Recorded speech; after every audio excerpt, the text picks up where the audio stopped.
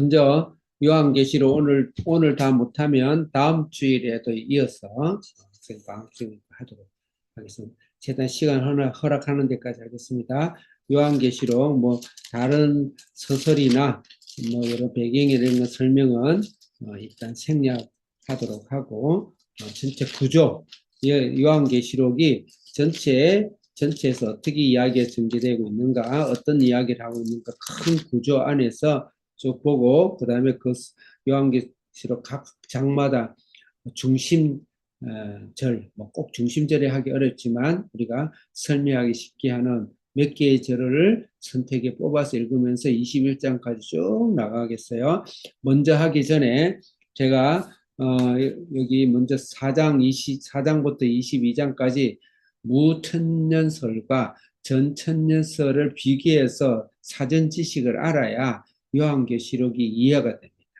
물론 뭐 이해가 안 되고 이 설교 저 설교 이 말씀 저 말씀 은혜 받는 대로 우리 속에 적용하는 것도 그것도 아주 소중하고 중요해요. 그렇지만 우리가 사람 아니겠습니까?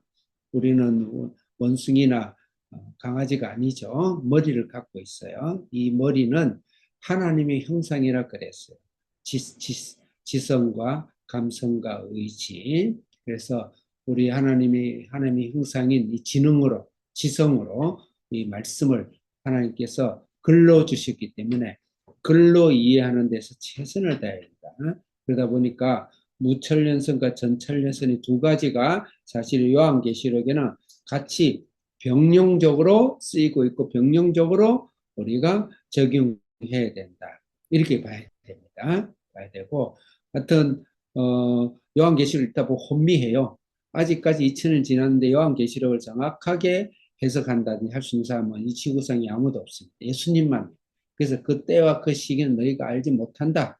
알 필요도 없다. 알면은 그건 이단이고 사탄이에요. 근데 오늘 얼마나 이 날짜와 때와 기간을 정해놔놓고 그래놓고 모든 것을 그 신앙을 정리해버리고 삶을 정리해버리고 아주 잘못된 거면 그런 잘못된 거면 아니라면 다시 말해서 시한부적 종말로만 아니라면 말씀을 읽으면서 정신이 차려지고 주님은 곧 오실 주님 준비해야 되겠고 깨어서 정신 차리고 그 다음에 깨어있는 신부처럼 살아야 되겠다. 그런 마음에 옷을 여미고 마음의 단추를 여미는 그것은 굉장히 좋은 겁니다. 왜냐하면 예수님 당대도 제자들이 곧 예수님이 다시 오시는 줄 알고 언제 오십니까 물었어요. 예수님 뭐라 그런지 알아요? 곧 온다 그랬어요. 예수님이 몰라서 그렇게 했어요. 사도 바울 시대 때도 사도 바울 데살로니가라든지 사도 바울 서신서를 읽어봐도 예수님이 그 당시 초대교인들은 곧 온다 그랬어요. 마치 내일 올 것처럼 분명히 말씀을 했어요. 그 다음에 내일 올 것처럼 믿었습니다. 그러면 이제 2000년 지나지 않아요. 그러다 보니까 무천년설이라는 사실은 교리가 등장할 수도 있었고 뭐 꼭 그런 건 아닙니다. 무천년설이 오히려 맞구나. 왜냐하면 천년왕국은 상징이구나. 그래서 예수님이 오신다는 건 그것은 그냥 상징이네. 이렇게 해석을 자칫 잘못하면 해버릴 수 있는 그런 위험이 있죠. 그런데 우리가 반드시 명심해야 될 것은 예수님이 그 당대에 곧 오시는 것이나 그때 예수님 부활하시고 뒷날 오셨든지 부활하시고 지금 2000년이 지난 지금 2025년에 오시든지 예수님은 곧이란 단어는 합당한 거예요. 다시 예수님은 시간은 창조물이고 카이로스 시간에서 이 시간은 영원을 한번 생각해 보세요. 혹시 영원을 진지하게 생각해 보신 분이 있나요? 영원? 진지하게 생각해 보셨어요? 나는 까무라칠 것 같아요. 영혼을 생각하면. 이거 어디 보면 언제까지? 그 영혼. 그 영혼을 생각할 때 2000년은 눈 깜짝할 사이도 안 돼요. 그래서 그 시간, 인간적인 시간으로 아직 안 왔네. 그러니까 이거는 그냥 상징이야. 그렇게 너무 치부하는 것은 옳은 성경이 아니다. 그래서 성경을 구조적으로 읽어야 됩니다. 문학적으로 읽어야 되고요. 성경을 그래서 구조적인 패턴에서 형태에서 전체 문단 큰 문단 보면서 그러면서 읽어가야 된다. 그렇게 읽어가면 무천년설도 이해가 되고 전천년설도 이해가 됩니다. 그래서 그 두 가지를 다 겸해야 된다. 그래서 두 가지 입장 제가 무천년과 전천년은 저번 설교 때 이야기했기 때문에 자세히 설명하지 않겠습니다. 주제가 어, 세로로 쭉 있습니다. 그 다음에 거기에 대한 입장, 무천년과 전천년의 입장을 그 가로로 해놨어요. 그 도표를 보시고 먼저 초점을 보겠습니다. 1번 초점에 있어서 이 초점인데 위에 초점이 위에 빠졌어요. 또. 제일 마지막에 넣어놨구나. 이 초점이 제일 마지막에 초점, 제일 마지막에 보면 초점 돼 있죠? 그것은 무천년설은 요한계시록을 예수 십자가의 구속사로 본 거예요. 절대 중요합니다. 절대 중요해요. 예수님이 처음에 나타나시고 마지막에 예수님이 나타나시잖아요. 그 예수님 구속사의 완성, 구속사의 완성된 모습으로 보기 때문에 예수님 구속사로 봐요. 언제 때와 시기를 가르쳐 주고 마지막 때의 시기를 잘 맞춰서 과정을 설명해 주기 위해서 요한계시록을 준 건 아니에요. 예수님 우리를 위하여서 피 흘리시고 그분의 구원을 즐거워하고 그 영광이 어마어마한 하늘에 심장이 멎을 듯한 하나님의 영광과 그 새하늘과 새 땅을 바라보는 그 완성하신 그 예수님으로 우리가 오늘날 현대에 어려움도 참고 핍박도 참고 고난도 참고 인생이 이것밖에 안 되냐 그런 허무와 좌절도 참고 예수님의 영광으로 그 허무와 좌절을 밀어내고 나이 드는 것 늙음을 밀어내고 예수님의 십자가의 구속으로 피가 뚝뚝 떨어지는 그 십자가의 구속으로 오늘도 가득 차고 넘치는 그런 여러분이 되시기를 바랍니다. 요한계시록 읽으면서 그런 것으로 충만되기를 바랍니다. 그것을 위해서 예수 그리스도 십자가예요. 근데 지금 예수 그리스도의 십자가의 구속으로 어려움과 환난과 고난을 가득 채우는 삶을 못 산다 그러면 천국 가서 예수님 만나긴 만나요. 구원받았기 때문에. 못 알아본다니까요. 네? 당신이 누구세요? 그리고 말도 못해요. 기어다니면서 입에 우유병 물고 이렇게 기어다닐 수 있어요. 그러니까 지금 예수 그리스도 십자가로 철철 넘치는 그런 사랑을 또 요한계시록 읽으면서 더 느끼고 더 힘이 나고 위로가 되고 능력이 될 줄을 믿습니다. 또 그것을 전제를 하고 전천년설에 그런 요한계시록을 재림의 기준을 맞췄어요. 재림의 기준을. 그래서 재림의 기준이 요한계시록이 아주 중요한 주제예요.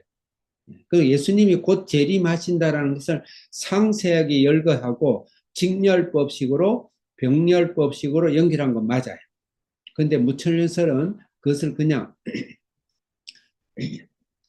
직렬로만 연결했다. 직렬로만 연결했다. 그런데 전천년설은 그것을 병렬로 연결했다. 더 이상 설명을 제가 시간상 할 수 없습니다. 제가 요한계시록 특강을 하지 않는 한은. 그래서 그렇다. 그래서 재림에 대해서 설명을 하고 있는 거예요.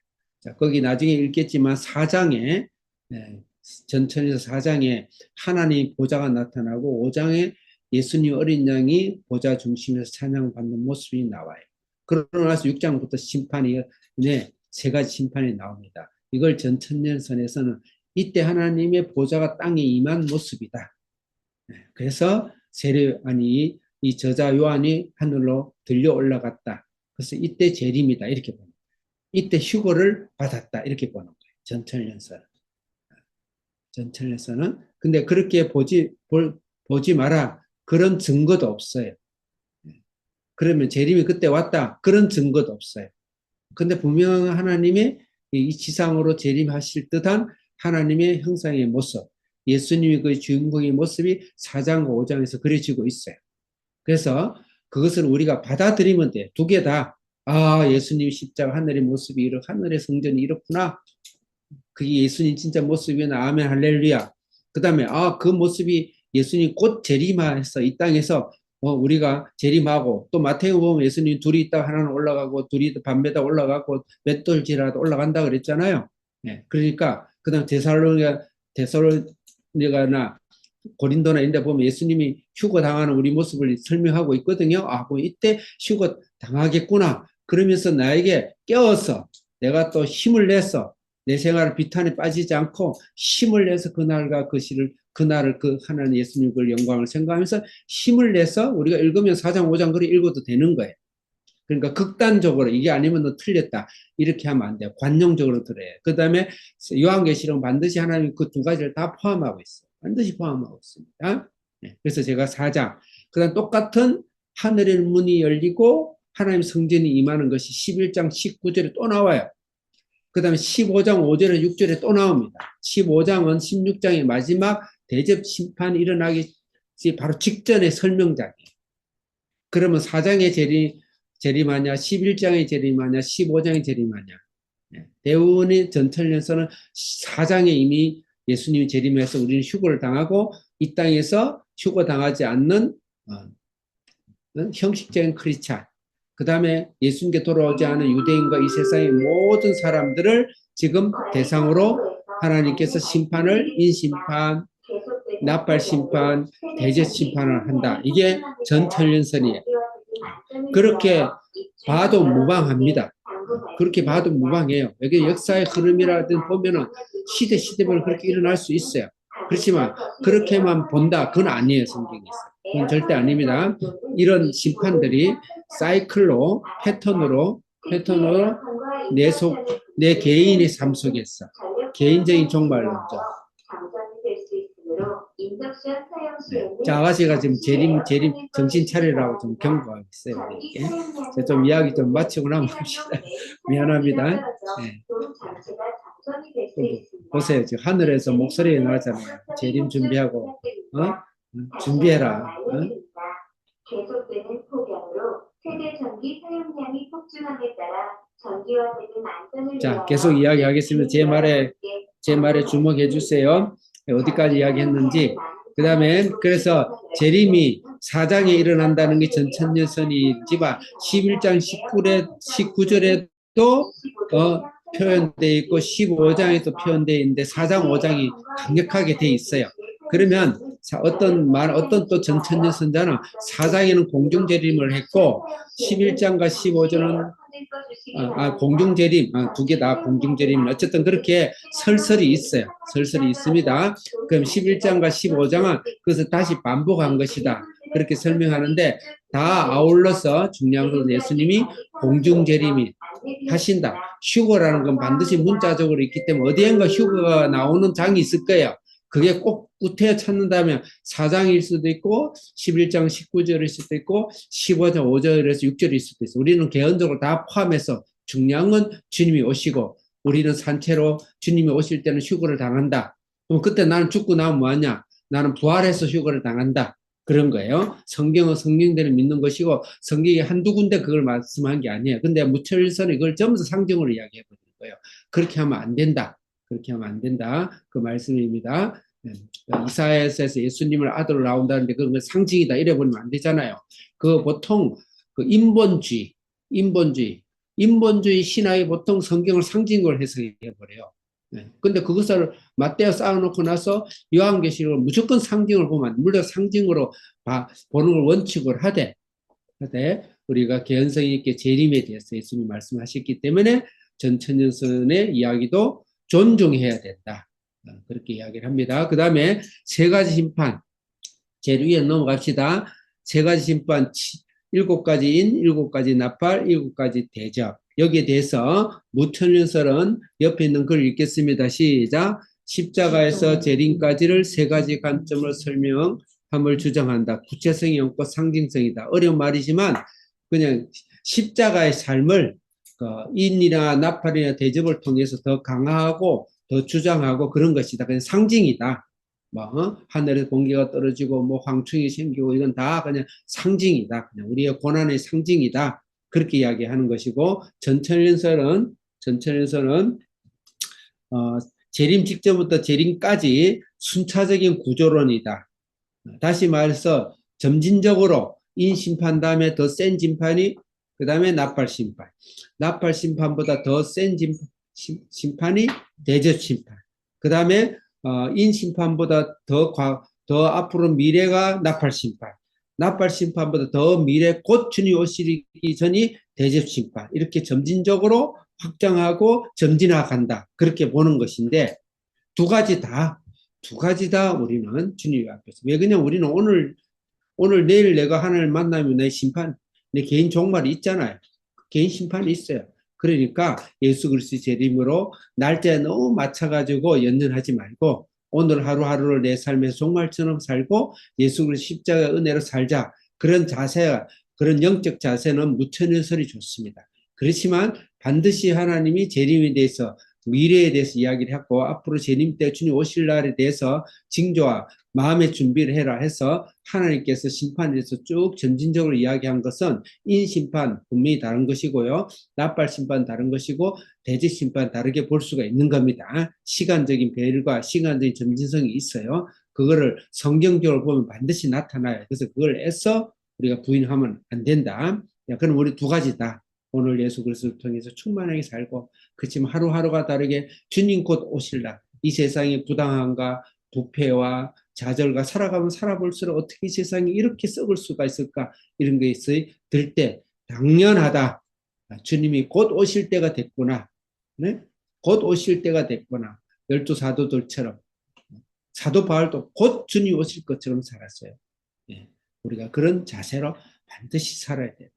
반드시 살아야 된다. 무수하지 말고 예수님의 영광, 영광, 영광으로 나를 보호하고 나를 인도하시고 나를 격려하시고 나의 영원한 영광을 나에 주시는 그것으로 힘을 내서 오늘 살아야 된다. 그겁니다. 그 다음에 기간에 대한 거 한때, 두때, 반때라는 단어가 있어요. 이거는 3년 6개월. 그 다음에 120일, 3년 6개월, 42달, 3년 6개월.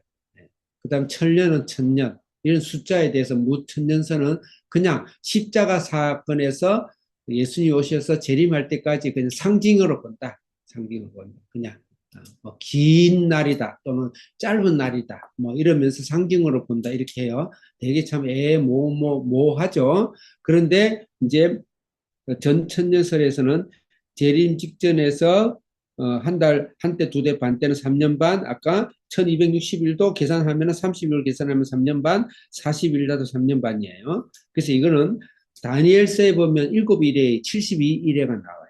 다니엘서에. 그 중에 1회, 7년이죠. 1회를, 한 1회를 1년으로 봐요. 그 7년을 마지막 7년의 기간이 재림 때고 바로 우리의 예수님 이후의 복음의 기간이다. 이렇게 보고 그때를 보는 거예요. 그래서 그리고 771에 거기에 마지막 심판이 7년 환란이다. 이렇게 보는 겁니다. 제가 시간이 없어서 제가 상세히 설명을 못 드리는 것을 이해를 해 주시기 바랍니다. 그래서 그때를 이야기하고 다니엘서가 연결을 하면은 이가 이해가 되어져요.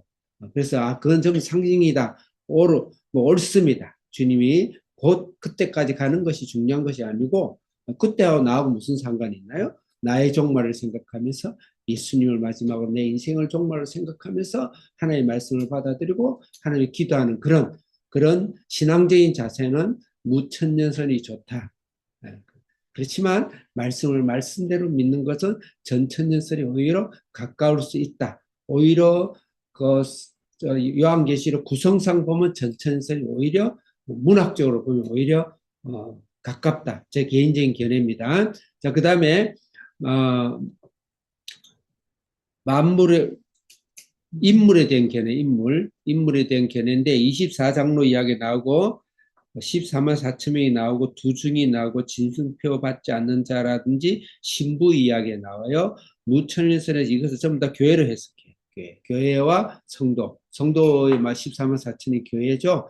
그래서 신약과 구약의 구원받은 자를 14만 4천 명 딱 자른 것이 아니고 그 전 구원을 많게 12 곱하기 12 뭐 또 12 곱하기 14 24 곱하기 하여튼 12고 12 해가지고 천을 하고 이런 많다라는 상징으로 보는데 그것도 옳습니다. 그렇지만 전천년서는 4장 5장에서 교회가 휴거됐기 때문에 이 땅에 교회가 없어요. 그래서 유대인들의 흥망성쇠를 통해서 마지막 유대인을 통해서 구이스라엘을 구원하는 그런 시간의 배열로 이야기를 해요.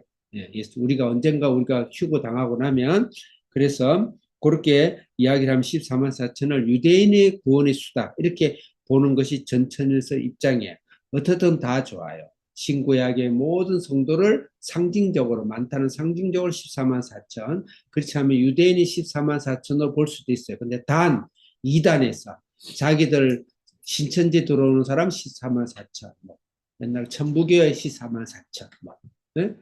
또 몰몬계 뭐 14만 4천. 뭐 그런 식으로 몰몬계는 14만 4천을 이야기하지 않지만 많은 이단들이 그렇게 이야기한 거는 절대 잘못된 것이다. 예. 차라리 유대인 14만 4천으로 하면 성경이 해석이 될 수 있어요. 해석이 돼서 그렇지만 두 개 다 어디든지 극단적으로 그 다음에 완전적으로 설명한 적은 아무도 없습니다. 예, 그두 개를 다 하나님께 성령께서는 원하고 계신 거예요. 두 개의 자세를 그렇게 보셔야 됩니다. 그 다음에 영적 존재 사탄, 뭐 첫째 짐승, 그다음 둘째 짐승, 짐승표, 뭐 음녀, 바벨 이런 이야기 나오죠. 이런 것을 무천년서는 사탄을 그 당시 로마 시대 때 핍박 때 네로 황제를 이야기해요. 네로 황제를.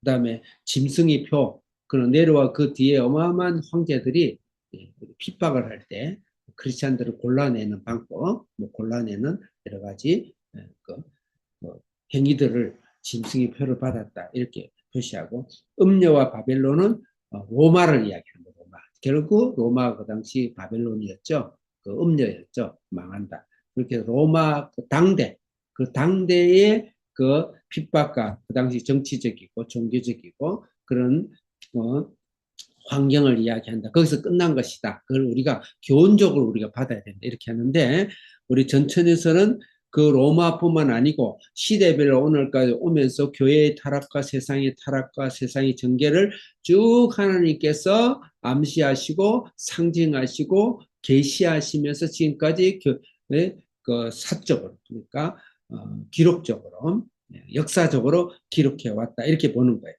배도 직전까지. 그래서 마지막 바빌론은 마지막 인간이 만들어낸 요한계시록 아니죠 창세기 11장에 인간이 높아지자 문화와 모든 시스 동원해서 하나님까지 바벨탑을 쌓았다 하나님 확 무너뜨려 버리시죠.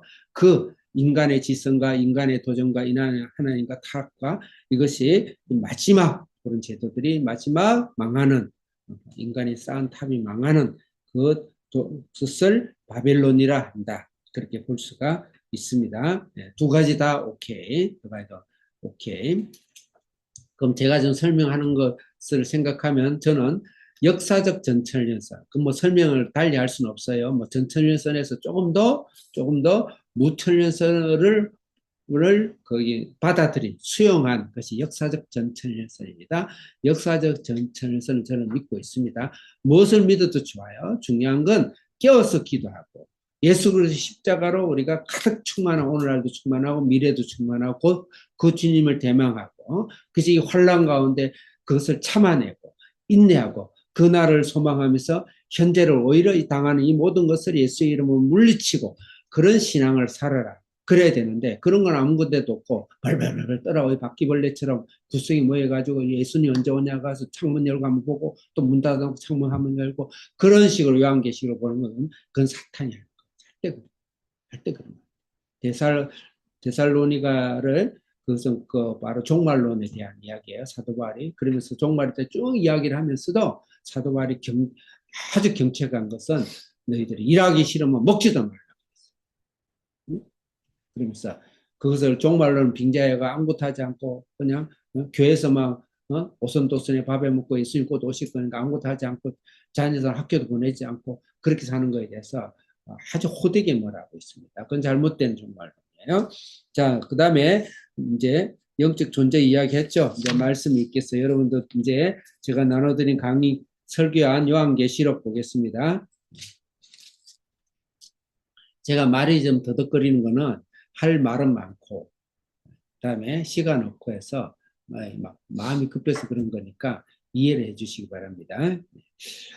그래서 참 이게 거기 그래서 대중 설교가 참 편하고 좋긴 한데 이 강의 설명하면서 하는 것이 좀 어려움을 이해를 해주시기 바랍니다. 왜 제가 원래 평소에 말할 때 이렇게 안 합니다. 지금보다 더 천천히 합니다.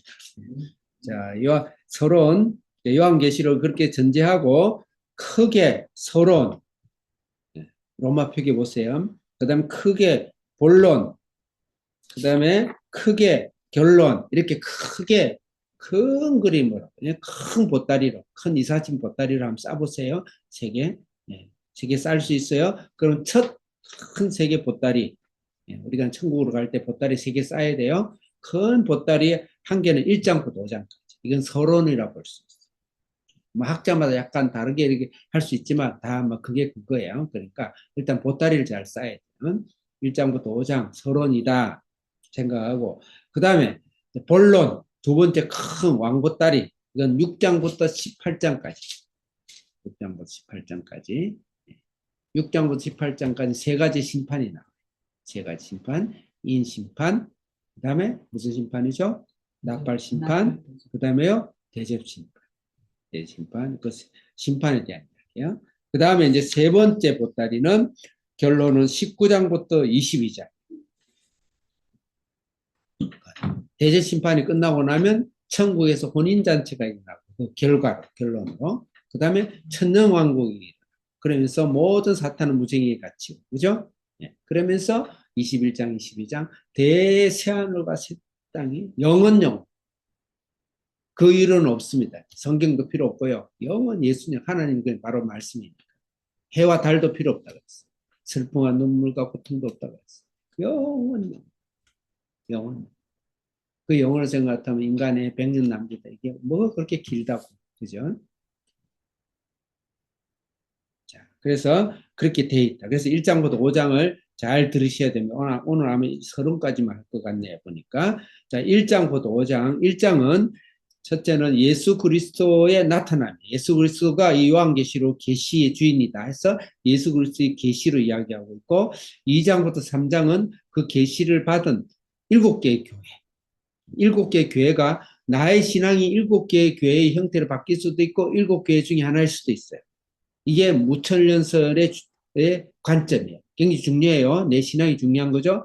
그런데 전천년설 입장에서는 이 종말의 진행, 심판의 진행, 역사적 진행, 시간적 진행을 이야기하고 있기 때문에 이 7개의 교회를 예수님 오시고 때부터 시작해서 지금까지 교회가 각 이 특징을 갖는, 이 교회의 특징을 갖는 것을 그 시대별로 구분해 본 거예요. 점진적으로.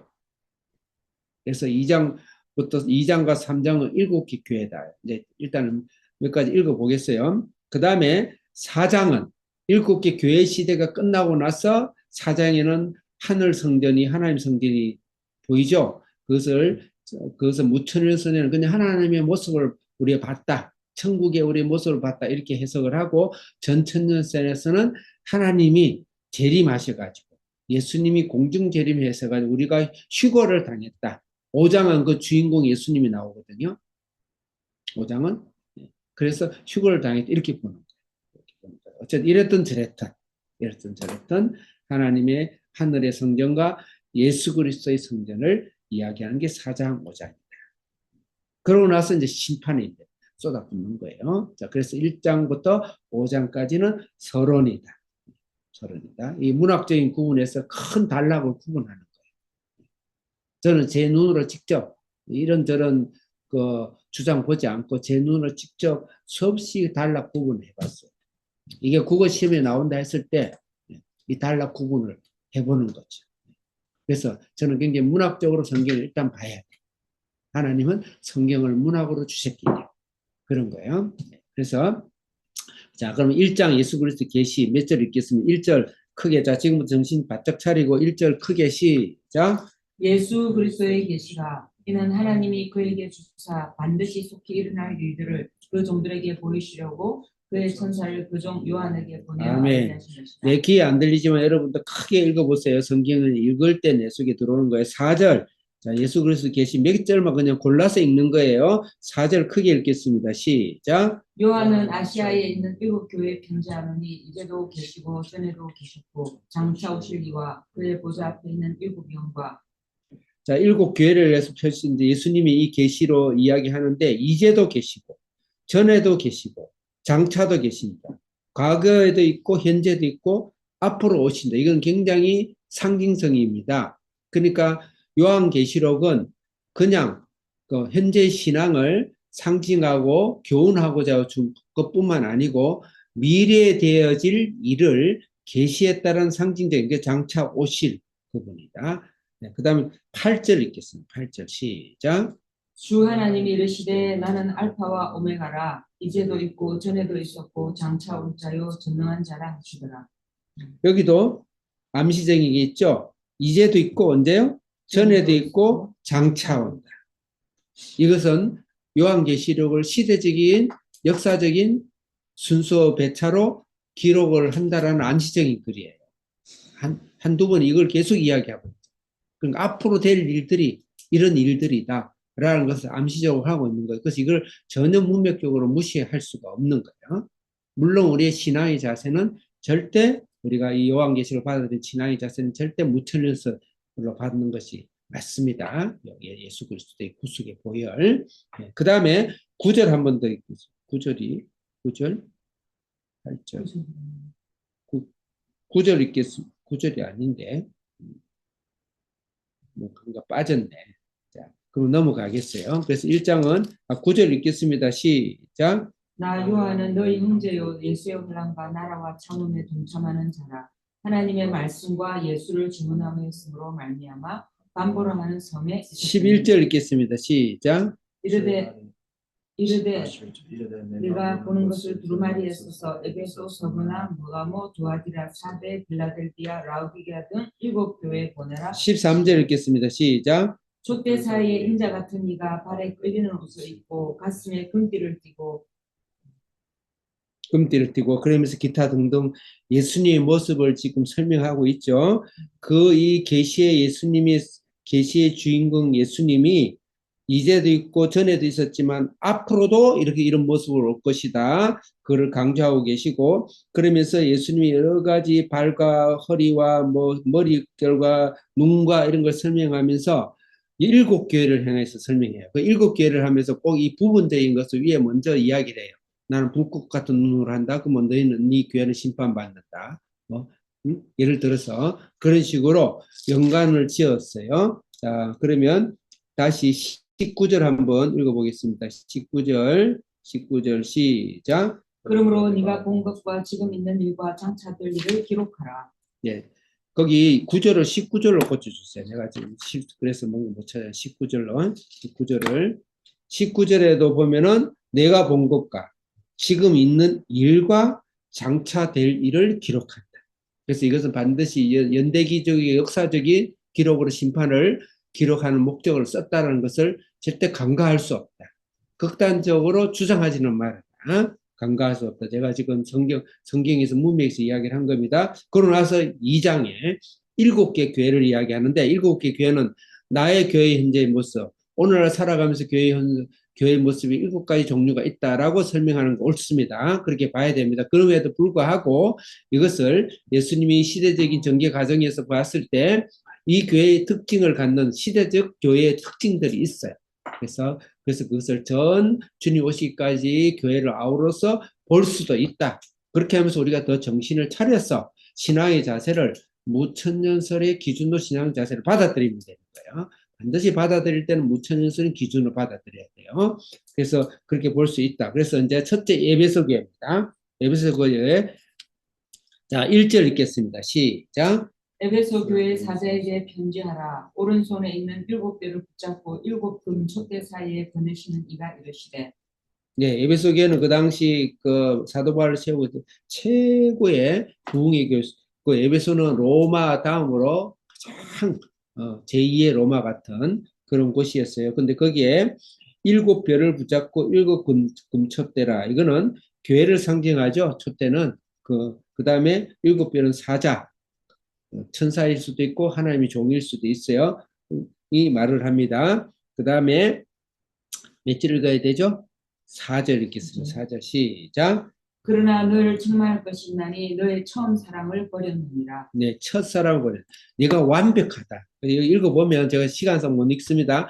너무 완벽하다. 그 다음에 모든 이단과 모든 이단 교리들을 다 쳐내고 하나님의 이 정결한 하나님의 예수 그리스도 십자가의 교회를 네가 잘 보호했다네. 완벽하다. 그렇지만 내가 첫사랑을 잃었다. 이거는 시대적으로 적용해 볼 수가 있다 이 말입니다. 그것이 절대적이다 이렇게 이야기하면 안 돼요. 전천년 설대로 시대적으로 약 100년 100년 이후에 한 100년 상간에 이쪽 저쪽으로 속사도와 교부시대 이 기독교 교리가 만들었어요. 그래서 모든 영지주의라든지 모든 기독교 그다음에 성부 성자 성령을 부인한다든지 이런 것을 다 쳐냈어요. 그래서 교회를 교리적으로 완벽하게 하나님의 교회에 교리적으로 말씀적으로 너무 잘 가르치고 정리를 했어요. 거기에 대해서 엄청나게 칭찬합니다. 그런데 첫사랑이 없어요.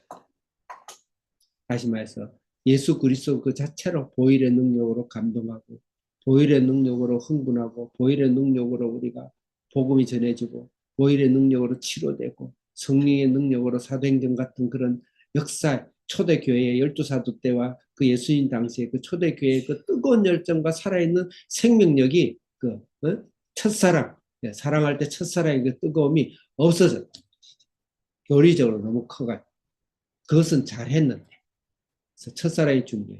아무리 우리가 성경도 많고 성경 지식도 많고 하지만 예수님과 나만의 이런 첫사랑, 개인적인 깊은 주님과의 인격적인 그 깊은 사랑과 뜨거움과 찬양과 흥분과 설렘과 치료와 회복과 이런 신앙이 예배 속에 없다. 그것을 우리가 상징할 수 있고 또 내 개인적으로도 그런 나는 완벽하게 신앙생활을 하는데 주님에 대해서 깊은 주님의 사랑과 체험과 기쁨과 능력과 안위와 안식과 이런 것들이 없다 그러면 내가 에베소 교회가 되겠죠. 두 번째 서머나 교회요.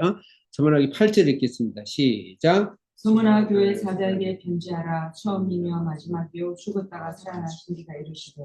여기서 죽었다가 살아났다. 예수님이 최고의 순환이죠. 순환에서 다시 부활했다. 저희 9절 읽겠습니다. 시작. 내가 네 환난과 궁핍을 알거니와 실상은 네가 부유한 자니라. 자칭 유대인이라는 자들의 비방도 알거니와 실상은 유대인이 아니요 사탄의 매당이라. 예. 그러니까 이 핍박과 환난과 거기에 당하면서도 신앙을 지킨다. 그래서 서머나 교회는 책망이 하나도 없다 그래서 그 칭찬받는 교회다.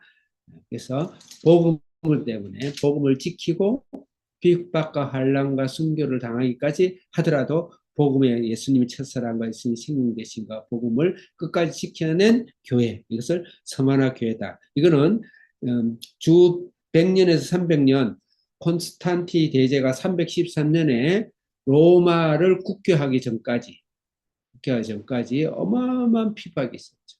그렇죠? 그다음 카타콤이라는 것도 그때 생겼잖아요. 대도시가 지하 안에 있어요. 지금도 갑바동에 가면은 엄청나게 많죠. 그래서 그런 시절.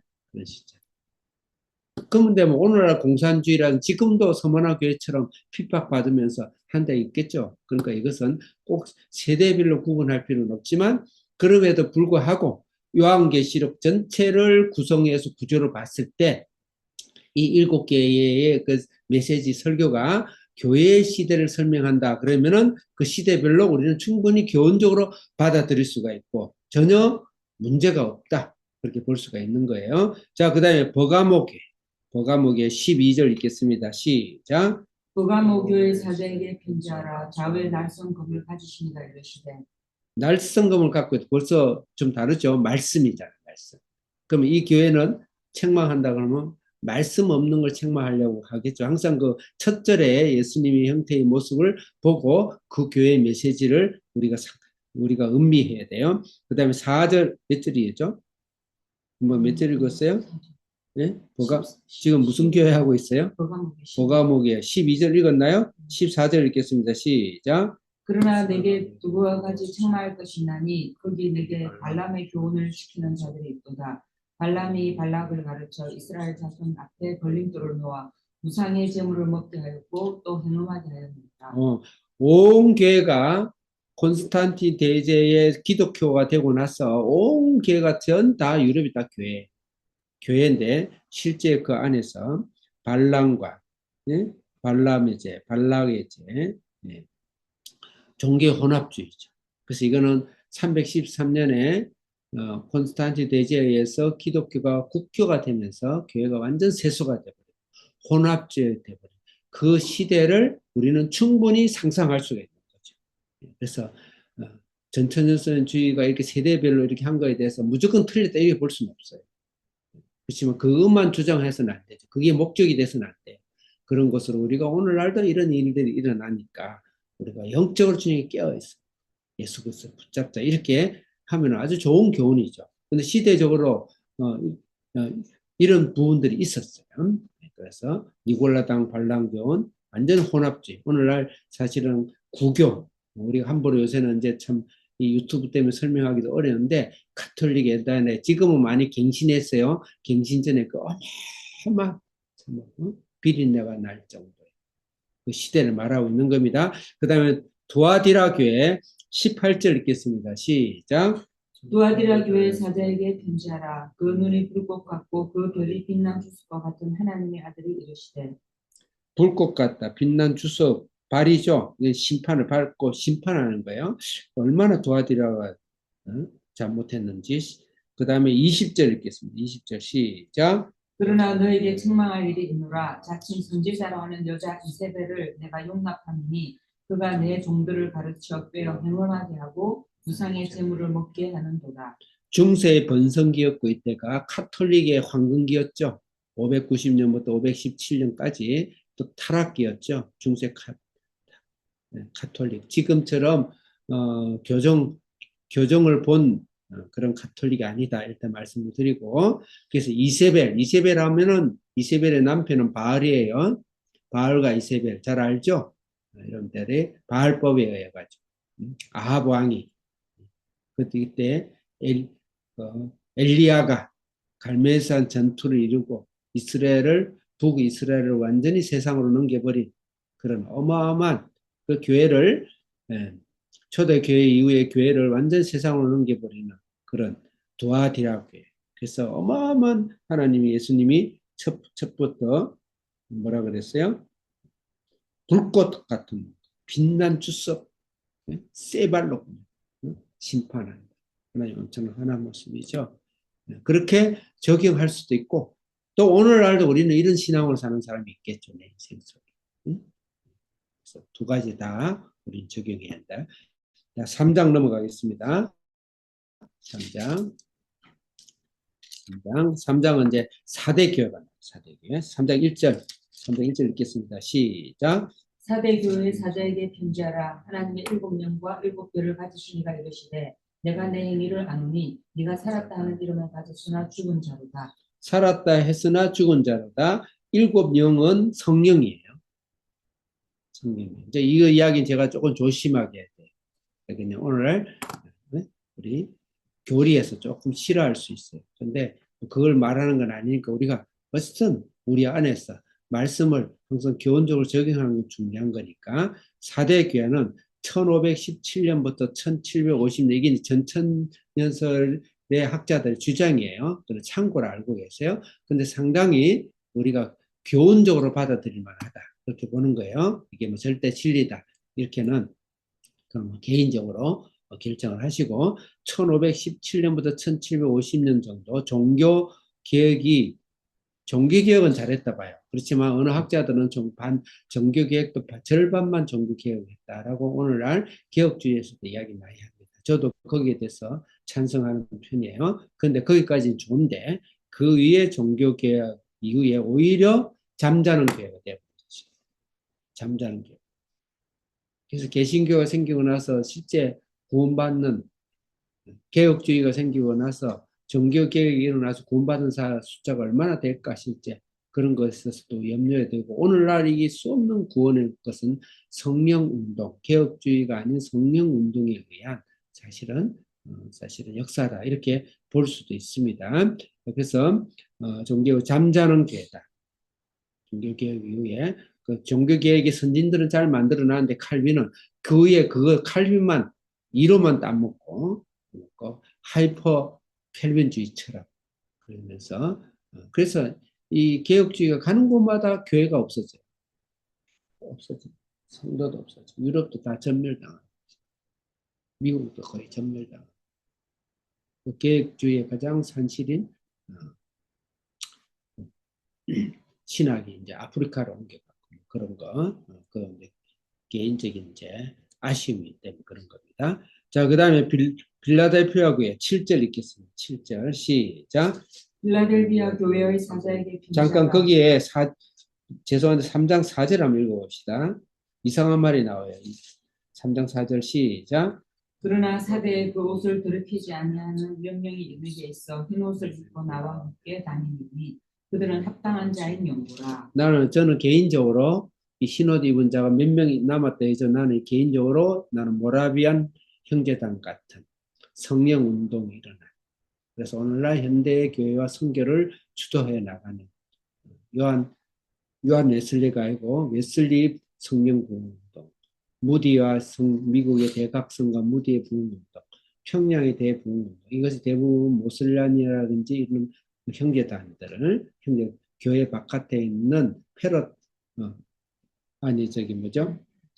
파라처치였죠. 그런 계통에서 일어나는 24시간, 100년간을 24시 연쇄 기도를 놓지 않고 했던 그런 기도들 운동을 통해서 우리가 이렇게 잠자던 우리 교회에 잠자던 교회를 대적한 게 아니고 잠자던 교회를 다시 깨워서 부흥과 선교와 말씀을 하는 그런 역할을 했지 않은가 이렇게 볼 수가 있습니다. 자, 이제 7절 읽겠습니다. 7절 시작.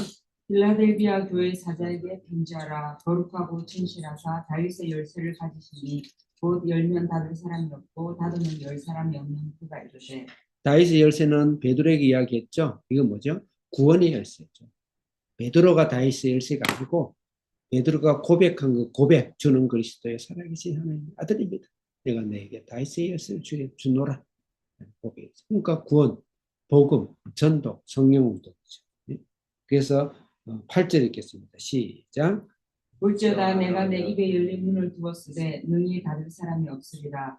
내가 내 행위를 아노니 네가 작은 능력을 가지고서도 내 말을 지키며 내 이름을 배반하지 아니하였도다. 당연히 열쇠로 문을 열죠. 열리면 먼저 구원의 문이죠. 요한계시록 3장 20절 볼지어다 내가 문 밖에서 문을 두드리니 그러니까 그게 무슨 마음의 그게 문이냐고 이렇게 막 역설하고 막 하는 사람이 있는데 한번 보세요. 문맥적으로. 거기에 당장 그 적용하는 3장 20절이 문은 아니지만 전반적으로 예수 그리스도를 내 개인적으로 문을 열고 인생의 문을 열고 그렇게 적용하고 그렇게 적용할 수 있는 성구예요.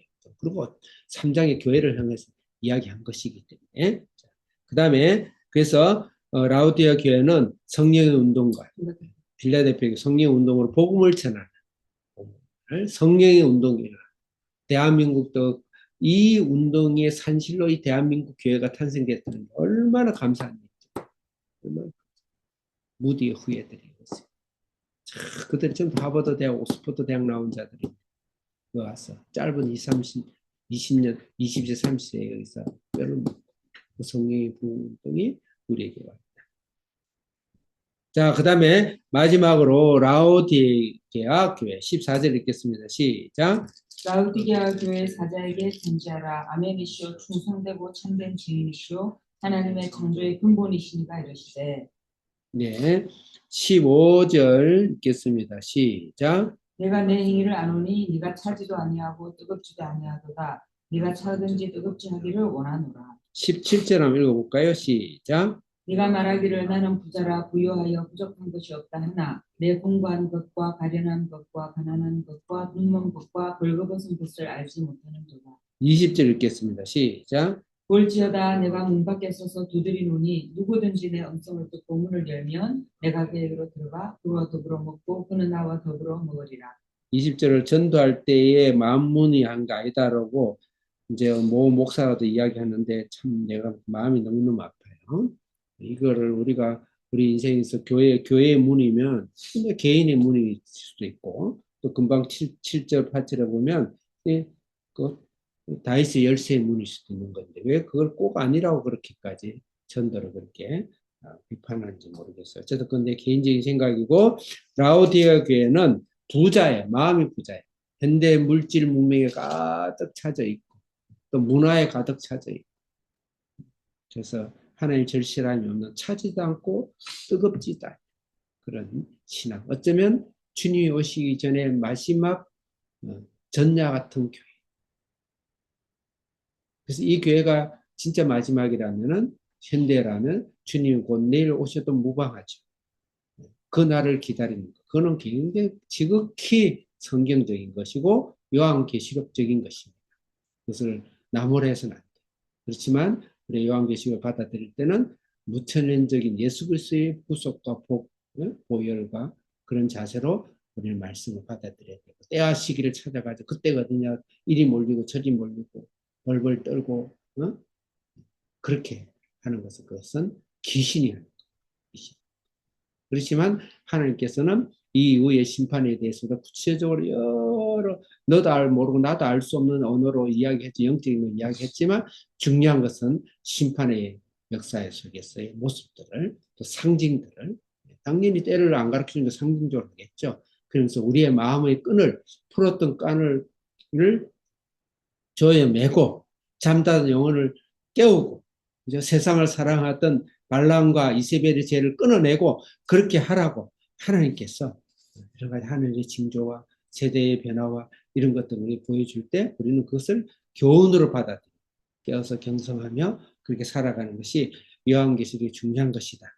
다음 주에 할 수 없이 넘어가야 되겠습니다. 다음 주에는 이제 일곱 나팔, 일곱 대접. 사실 간단해요. 이것도 묶기를 문단 묶기만 잘하면 간단합니다. 예, 그렇게 전체 그림을 그려놓고 성경의 요한계시록 한 절 한 절에 여러분들이 생각하며 묵상하며 분명한 요한계시록을 읽었는데 정신이 번쩍 안 든다. 그럼 그건 잘못 읽은 거예요. 그건 절대 잘못 읽은 거예요. 나팔 소리가 곧 들리고 당장 옆에 있던 자가 위로 올라가고 그것이 당장 내 눈앞에서 펼쳐지는 그런 감각, 느낌, 그런 그다음 근신, 깨어 반드시 예수님이 끝없이 그 이야기했다. 그렇죠? 5명의 열처녀 비유라든지 맷돌 가다 하나는 올라가고 하나는 자다가 하나는 올라가고 하나는 깨어서 기도 끝없이 이야기했지 않습니까? 그래서 이 날은 잠시 잠깐입니다. 그 다음에 두 번째로는 우리가 벌벌 떨지 말라. 예수님이 이 환난과 고난과 이 세상의 재난 가운데 무천설적인 우리 적이네요. 절대 떨지 마. 주님이 보호하시고 주님이 회복하시고 주님이 위로하시고 예수의 보혈로 닦아주시고 치료해 주신다. 지금 그 주님을 경험해야 주님 재림하고 나 아무 상관없어요. 재림하시면 어떨 내일 그런 걸로 가득 찾아야 주님 영광이 보이고 눈이 보이고 천국에서 주님과 영광하면서 영원한 하나님 나라를 우리가 보장받았기 때문에 오늘도 힘을 다해서 우리가 휴가라고 내 영혼의 휴가를 주면 안 돼요. 내 육체는 휴가를 하더라도 항상 깨어서 기도하는 여러분 되시기를 축원합니다. 기도드리겠습니다. 살아계신 하나님 아버지 감사합니다. 오늘도 우리에게 요한계시록의 말씀을 우리에게 주셨습니다. 참 인간이 어리석어서 영원한 걸 생각하며 이 잠시 잠깐 또 2000년 예수님 오시고 나서 2000년 남은 시간도 잠시 잠깐인데 하나님 우리 영혼이 깨어서 있게 해주시고 영원한 나라가 우리 눈앞에서 내 영혼 앞에서 내 인생 속에서 펼쳐졌어. 그 영원함을 통하여 그 예수 그리스도의 하는 임재함을 통하여서 오늘 하루를 살고 우리 인생을 살고 이 땅을 살고 교회가 살게 해 주시옵소서. 허리라도 우리가 정신이 마비되고 정신이 아버지 무의미해지지 않도록 우리 성령이 오늘도 주님의 말씀으로 우리 속에 일곱 교회 같은 주님 하나님의 말씀들이 우리 속에 임하게 해 주시옵소서. 감사합니다. 예수님의 이름으로 기도드립니다. 아멘.